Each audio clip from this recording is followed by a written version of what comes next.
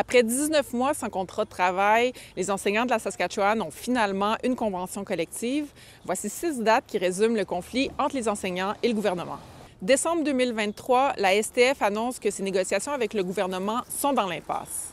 Ça fait déjà depuis mai que les enseignants tentent de négocier un nouveau contrat de travail et depuis la fin août que leur convention collective est expirée. Selon eux, le gouvernement refuse de les rejoindre sur la question des salaires, mais aussi de prendre des engagements sur la taille des classes et le manque de ressources pour faire face aux besoins complexes des élèves. Selon le gouvernement, c'est aux divisions scolaires de trancher sur ce point. En janvier, les moyens de pression commencent. Le 16 janvier, environ 13 500 enseignants ont participé à une première journée de grève à l'échelle provinciale. Les membres de l'opposition se sont aussi déplacés devant les bureaux gouvernementaux pour démontrer leur soutien aux enseignants. Une deuxième journée de grève générale a eu lieu le 22 janvier. Dès février, la pression augmente, les enseignants enchaînent les grèves tournantes, l'annulation de la surveillance de certains repas du midi et le retrait d'activités parascolaires.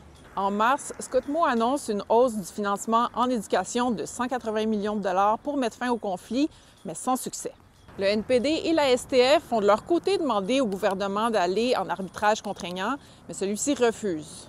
Finalement, le championnat provincial de basketball Hoopla est condensé en une seule journée.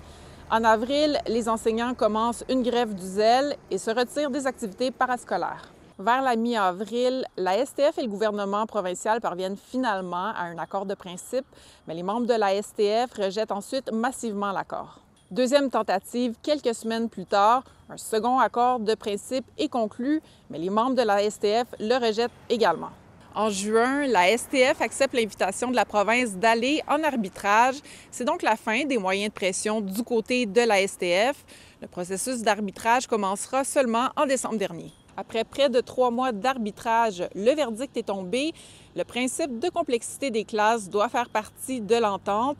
Le gouvernement doit allouer 20 millions de dollars par année pour y faire face, en plus du financement actuel.